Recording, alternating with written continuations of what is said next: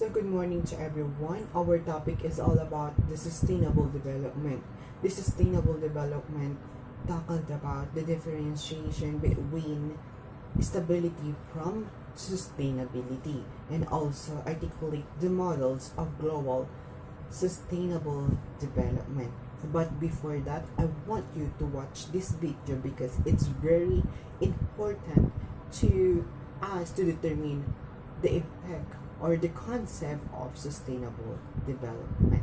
Just watch and learn.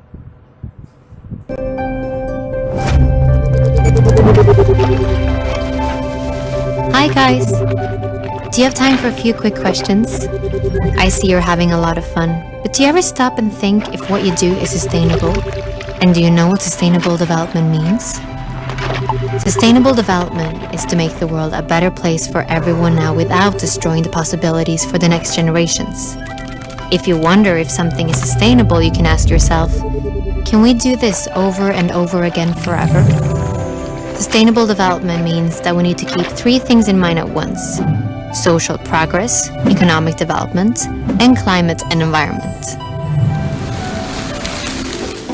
First of all, we have to take care of our planet. We have many natural ecosystems that must be in balance in order for us to live here. The climate system is one of them. This system ensures that the temperature is correct and that the atmosphere emits exactly the right amount of solar energy. When we emit harmful greenhouse gases such as CO2, we clog the atmosphere. This changes the temperatures on Earth, which again affects our development. How we produce and use energy is incredibly important. Oil and coal are examples of energy we may run out of. Water, wind, and sun, however, will always be here. Using the lasting sources of energy that renew themselves is good for the planet and can provide jobs for years to come. Economics. Almost everything we develop, buy, and trade starts with nature.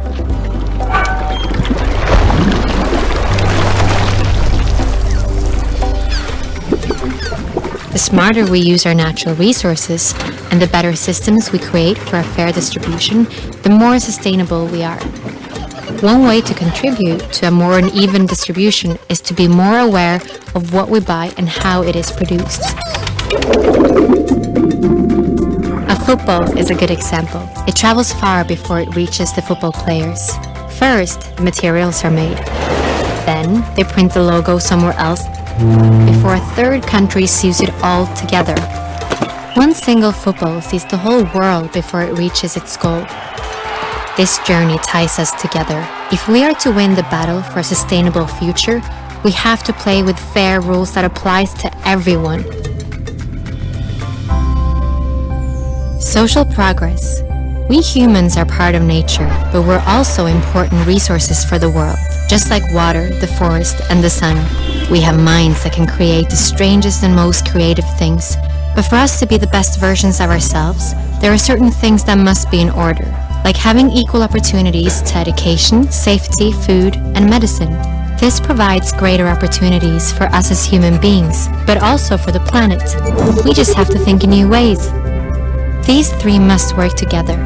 That is sustainable development. And there is actually a plan for this. All the countries of the United Nations have agreed on a joint plan for sustainable development. But for the plan to work, we need to cooperate, and we need you to be on board. Are you with us?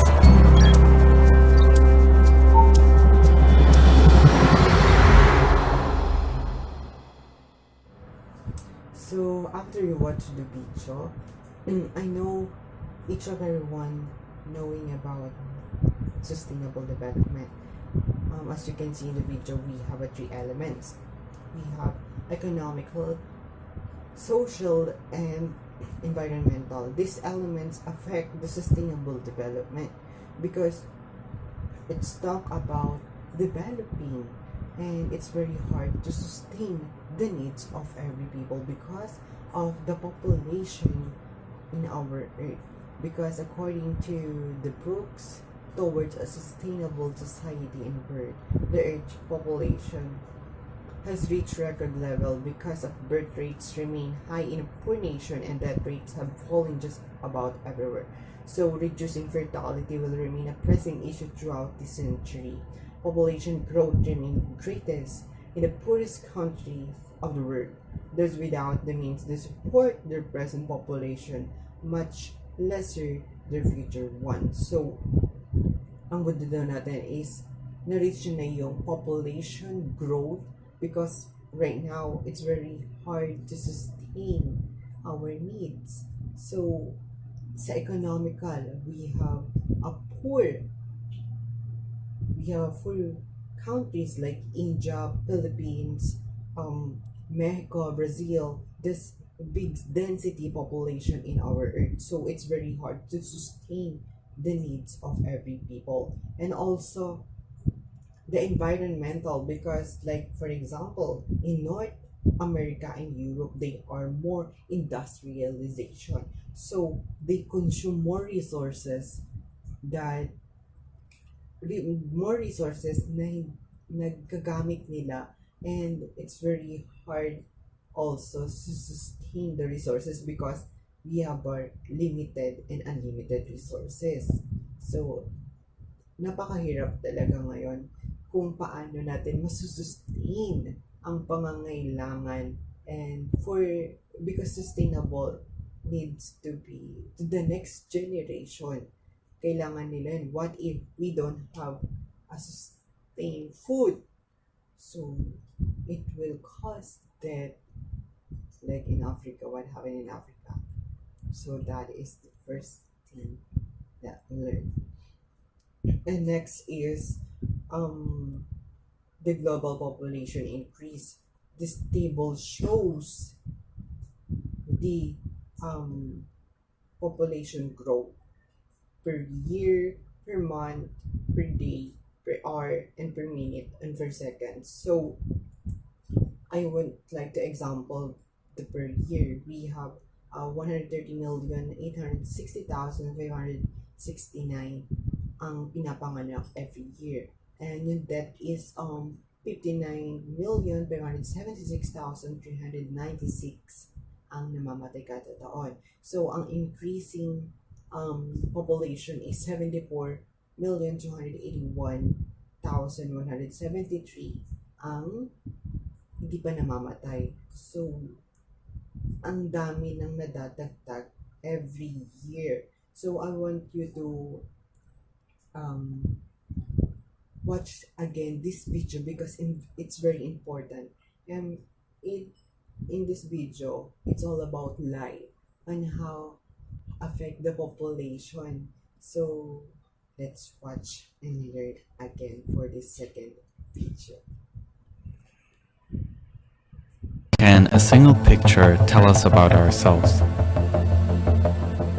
This is a composite image of several satellite photos. It can help us better understand the current developments and conflicts underway.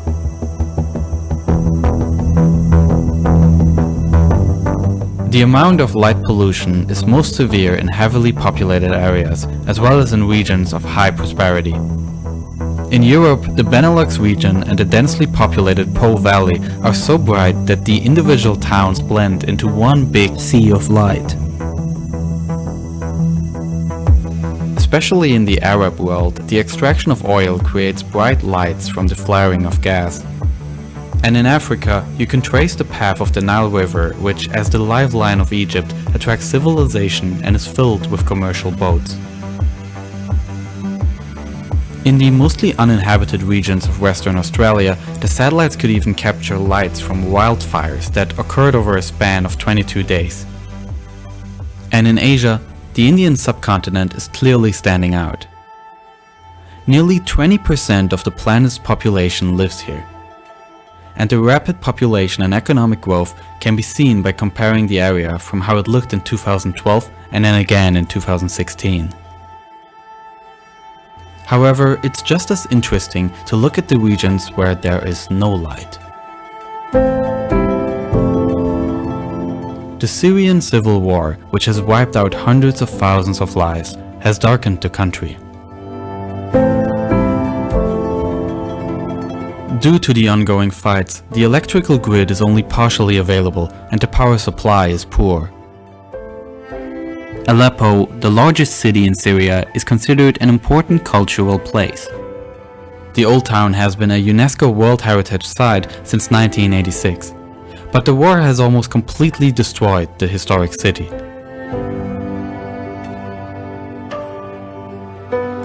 The darkening can also be observed in Raqqa, which has long acted as the de facto capital of the terrorist Islamic State.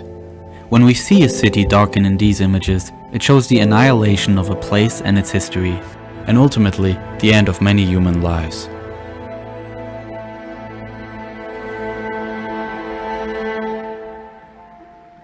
These black pixels in such an image can say a lot more than the lit ones. This also applies to the Korean peninsula. While South Korea is brightly lit, North Korea is almost completely black. The metropolitan area around the capital of the South, Seoul, now has more than 25 million inhabitants. The population density here is twice that of New York City and 8 times larger than that of Rome. Also, the waters surrounding Korea are brightly lit from the numerous fishing boats off the coast. According to the UN Convention on the Law of the Sea, there are clear rules for how far off the coast a country may exploit its resources. Additionally, there are several agreements between countries that regulate fishing. This creates odd shapes and perfectly straight lines, bringing to light the absurdity of dividing our planet into arbitrary legal zones. All these lights from South Korea and the waters that surround it stand in stark contrast to the north, where only the North Korean capital Pyongyang stands out a bit. North Korea's energy infrastructure is obsolete and power shortages are frequent. While South Korea is easily accessible, much of what happens in the north remains in the dark. And the strictly guarded border dividing both nations, the DMZ, is clearly traceable. This image may be the most impressive illustration of how big the impact of more than 70 years of division are. But the map also teaches us the long-lasting impact such separations can have, even those that have already been overcome. At the time of the Cold War, Germany was separated into East and West, and the city of Berlin was divided as well. And as a result of that, its city lights still appear in 2 different colors. The western part of the city was cut off from the rest of West Germany and relied on gas lamps because it wanted to be independent from a possibly failing power supply. Although Germany has been reunited since 1990 and this separation has been overcome for more than a quarter of a century, it can still be seen from space. This image points to the global challenges posed by the steadily increasing world population. And while man-made borders cannot be seen during the day, the lines of political origin become apparent at night, but appear all the more absurd and artificial. When viewed during daylight, the human influence on our planet is less obvious. But this single image highlights the social divides and political strife from both past and the present.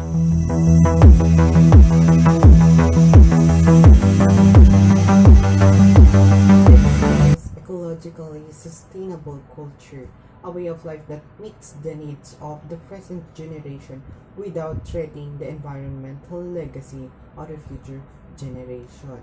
So this care about the environmental because we need to preserve the needs of for the future generation dahil nga yung pangangailangan natin is kinukuha natin sa environmental like foods, house, clothes. So kailangan natin i-sustain lahat yun for the present, for the future generation kasi present generation masyado nang nagkakaroon ng kakapusan. So kailangan natin pangalagaan. So meron tayong according to Makines 2002 to 2010, sustainable depends on the three stages. We have number one, the world needs to bring population growth under control. The current population of more than 7 billion is already straining the natural environment. So dito pa lang natin nakikita sa dami ng population, hindi na talaga masustain ng mundo natin yung pangangailangan natin. Biruin mo, 7 billion na tao na yung nakatira ngayon. So, paano natin pagkakasyahin yung pangangailangan natin? So, kailangan natin yung population growth under control. We need to knowledge about pagbubuntis. Kailangan ng family plan to control this population growth. Second is strategy is conversion of finite resources. This means meeting our needs with a responsible eye towards the future by using resources efficiently, seeking alternative source of energy, and in some cases, learning to live with less. So, kailangan natin i-limit yung sarili na natin. Hindi yung tinatago natin yung, for example, i-imbak tayo ng mga pangangailangan natin. Kailangan natin 'yon. Pero sa takdang panahon, pero kailangan natin i-limit and for the efficient resource lang kasi minsan sufficient na ngayon yung pangangailangan natin eh. So the next is reducing waste. Whenever possible, simply using less is the best way to do things, but recycling programs to are part of the answer. So reducing waste. Kailangan natin mapanatili yung kalinisan din natin kasi reducing waste kailangan nagkakaroon tayo ng problema sa environment. Like for example, yung plastic natin is overpopulated.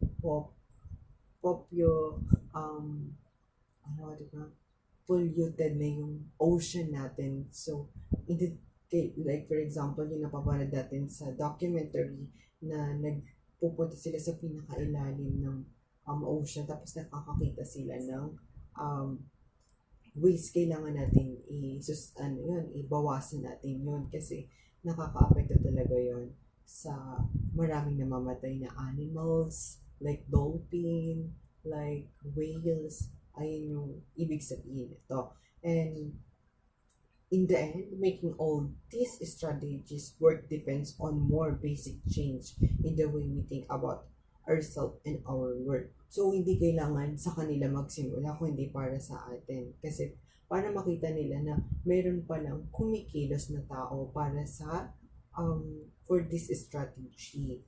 So, nakakalungkot na kasi hindi kahit meron tayong mga advocacy, hindi pa rin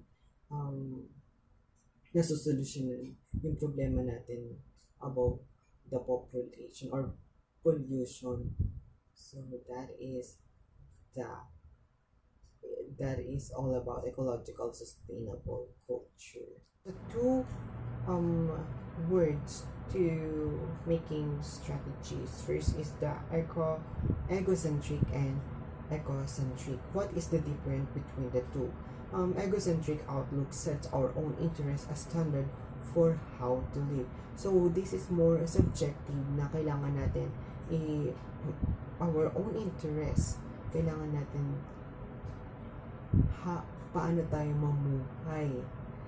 Kailangan natin i-limit yung sarili natin. Like egocentric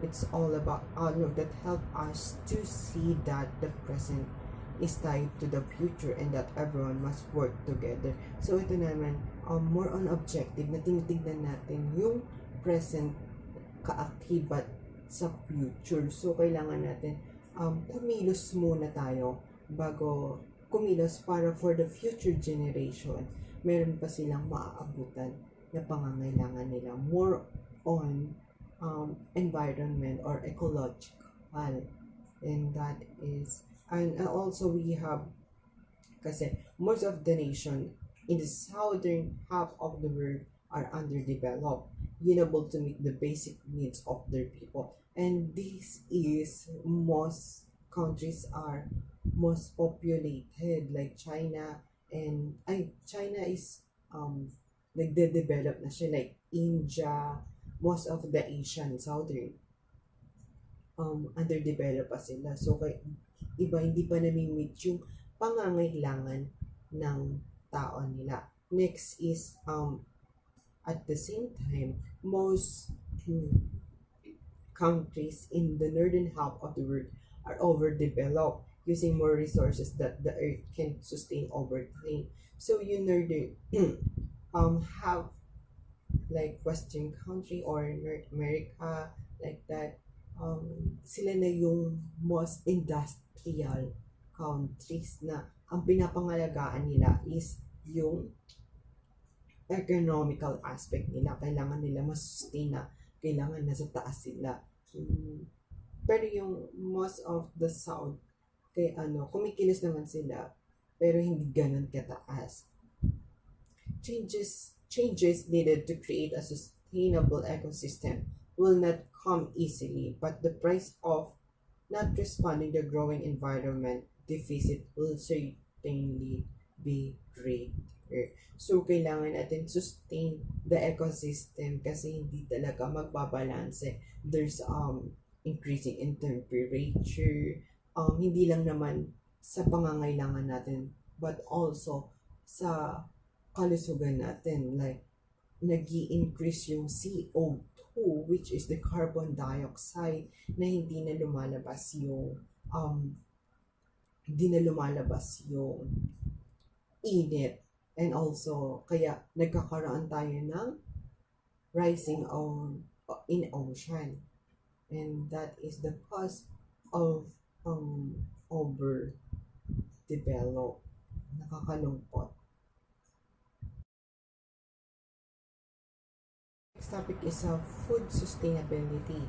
Let's talk about on how we preparing ourselves to not consume too much of food, to stable or to have not lack of food. So the food sustain to buy particular foods are often based on convenience, taste, and price, even for those who live more sustainable life. So for nakakasustain naman ng lives nila, kailangan yung convenience tayo, hindi natin hindi yung taste and price not too much, kasi kailangan ng mayroon din nangangailangan nun, and understanding that what makes food sustainable ensure that we can assess products and brand quickly and more accurate, so we can make better food choices that align with our values. So kailangan natin yung food choices and that align with our values. And sustainable food is a combination of factors, including how it is consumed. So in how we consume, kailangan saan ba natin gagamitin to? For feeding ba, or like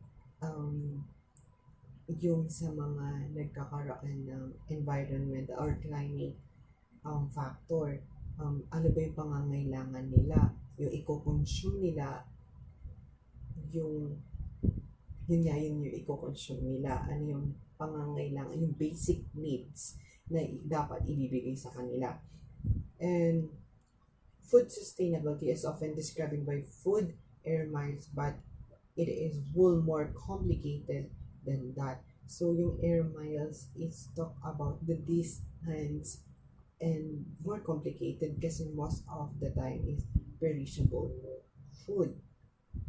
Next is the sustainability of food in good consideration of research usage, environmental impact, agriculture practices, and health consideration, as well as social economic impact. So this is factors na kailangan natin, yung environmental impact, kailangan nasusustain or na-stable pa natin. Hindi yan sobra-sobra yung katulad na nagkakaroon ng yung sobra-sobra nga, yung sobrang tanim, like that, hindi naman tayo araw-araw kumakain nun.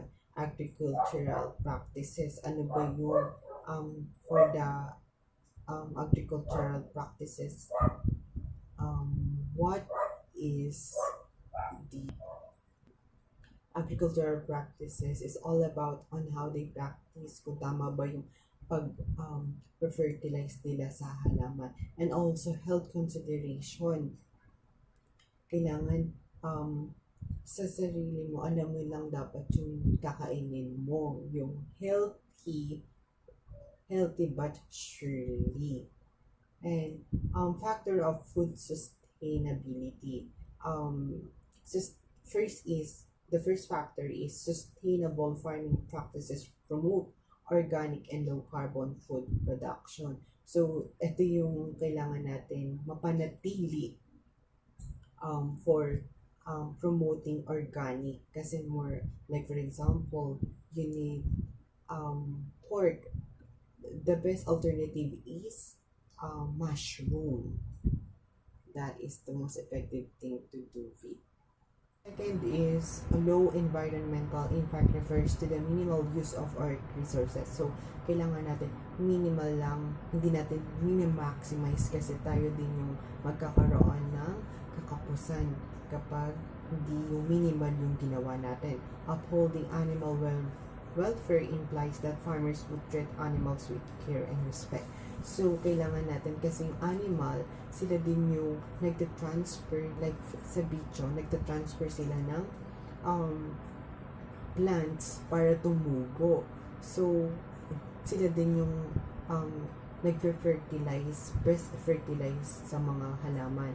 So, it affect also the environmental, or it affect the food sustain. And number 4 is protection of public health means the people should consume food that is safe and healthy. So, pag food sustainability, kailangan natin ng most healthy to save ourselves. And fifth is good employment practices and community support means providing works and appropriate wage alongside save. So, for the employment, kailangan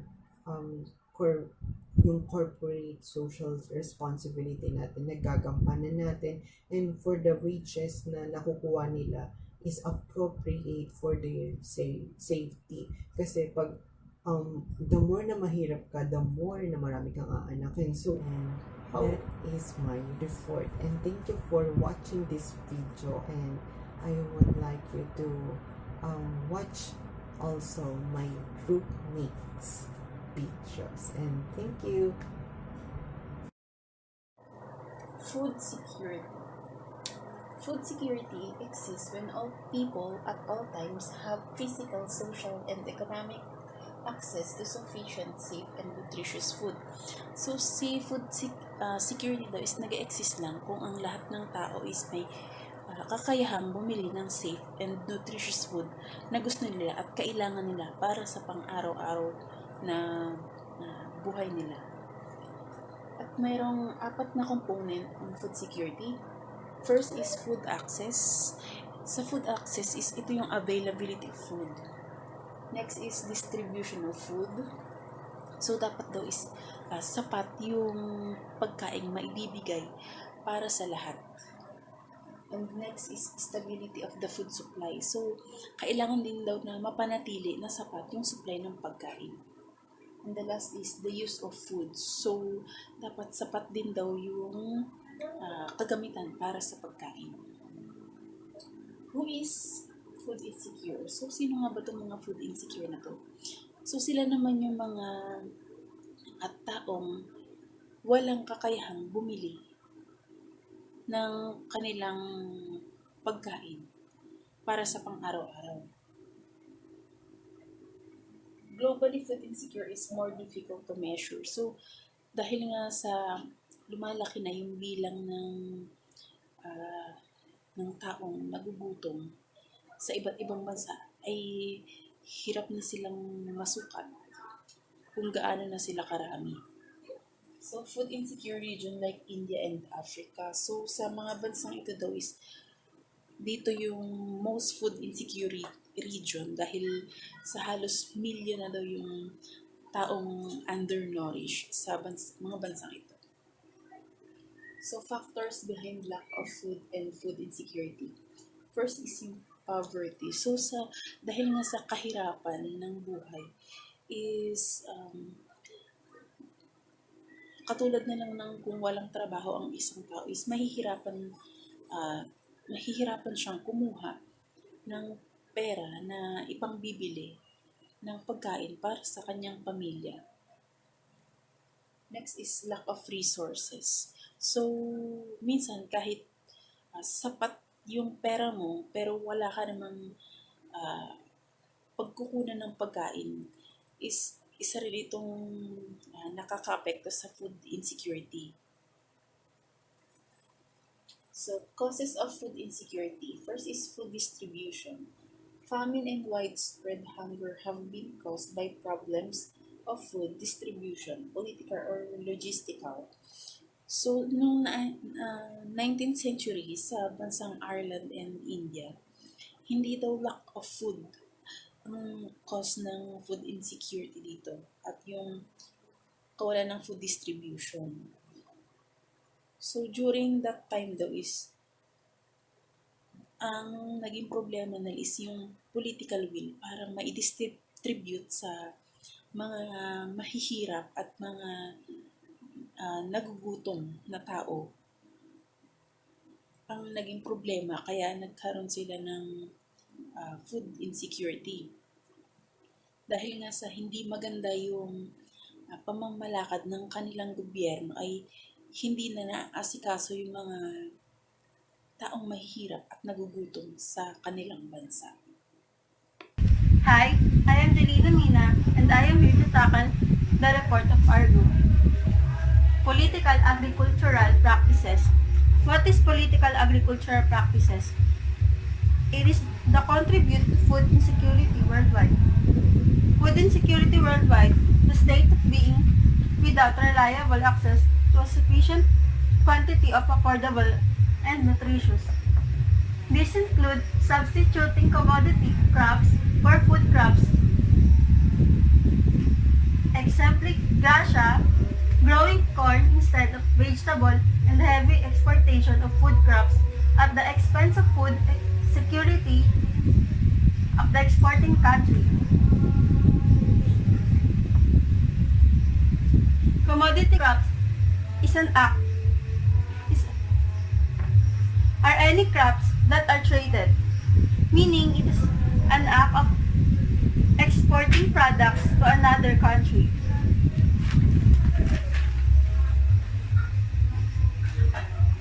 Environmental factor. What is environmental factor?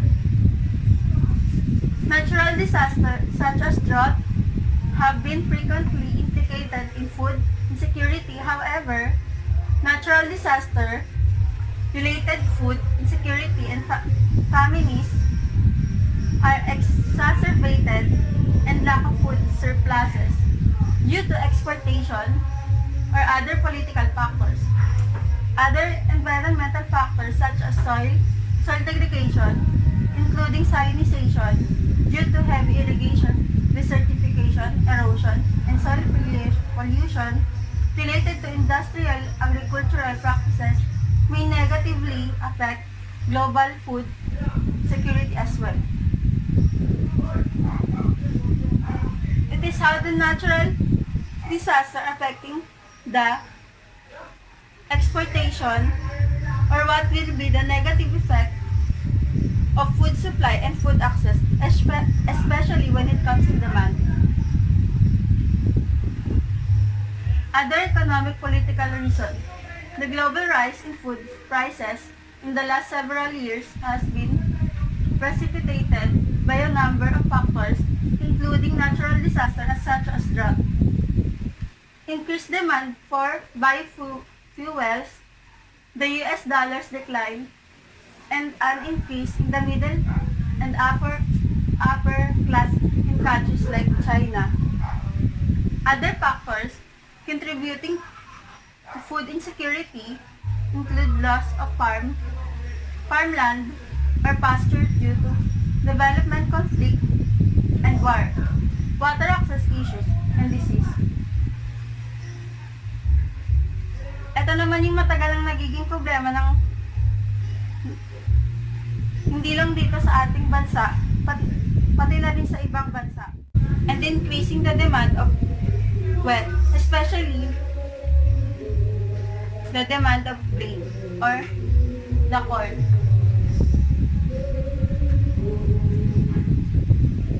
Next, the result of food insecurity.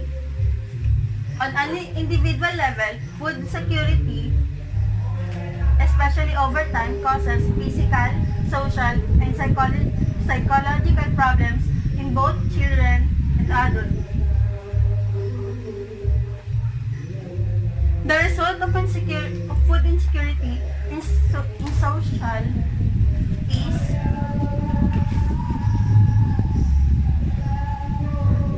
it may be resulted in increasing unemployment or underemployment or declining wages and others. In physical,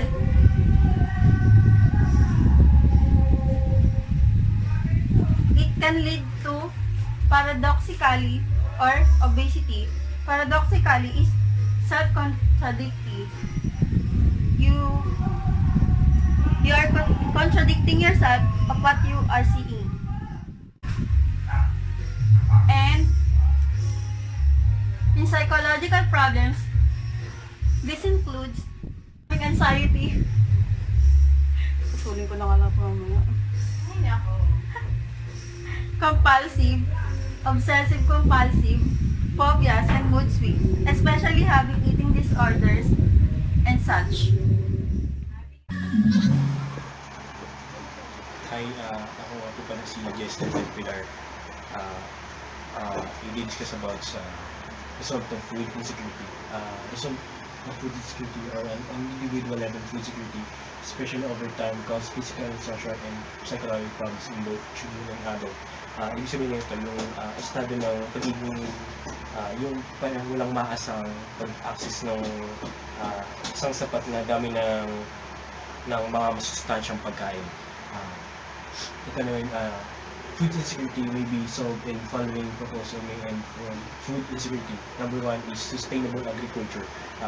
Sustainable agriculture is yung agrikultura na dapat sa pagsasaka na napapanatili pa sa parang nangangulugang pagtulong sa mga pangailangan ng lipunan at sa mga tao pa na po-provide nila ng maayos hanggang sa kasalukuyan hanggang sa in the future. Next one is yung improving agriculture biodiversity. Improving agriculture biodiversity is serbisyong pang ecosystem ng tulad ng sa mga lupa, pag-preserve ng mga sa pangangailangan sa tubig, siguro sa mga soil, ganun, pagbayabong ng lupa, pag-ingat ng para sa yung ng mga polusyon, tapos pagtatanim mga halaman, sa mga pagkain din, mga para i-preserve. Next one is policy changes. In the United States, policy change that champions sustainable locally produced food, including increased incentives for local farmer and for market where fresh healthful food is available, can increase community food security. Community gardening, home gardening, and urban farming are other ways in which sustainably driven local food can be used to improve community food security, increase participations in type of foods, and parang win-win situation. Hinayaan yung mga tao na magtanim ng sarili nilang mga para din sa makakain nila, and then para din yung mga local food, yung mga local fruits nila, and then vegetables. Next one is food justice and food sovereignty. Food justice, broadly defined, is the idea that food is a basic human right. Food and the risks and benefits of the way it's grown and produced should be distributed fairly. Food justice from the word itself, dapat basic needs to ng isang tao na kailangan namimit ng lahat na fairly equally na nakakain lahat kasi pangalan to sa pangaraw-araw. Then food sovereignty, defined by the agricultural activist group via Campesina Union of Farmers in the United States, is the right of people to define their own food and agriculture na yung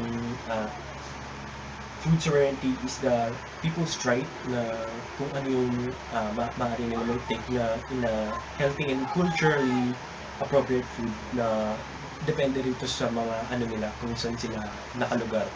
Then, kung ano yung, at saka kung ano yung available na dun sa parang sa lugar nila. Ecologically and then sustainable methods, and the right to define their own food and agricultural systems.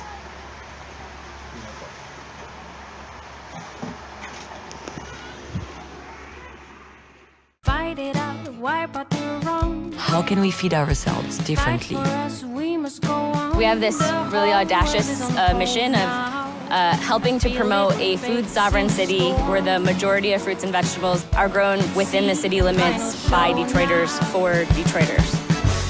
Tomorrow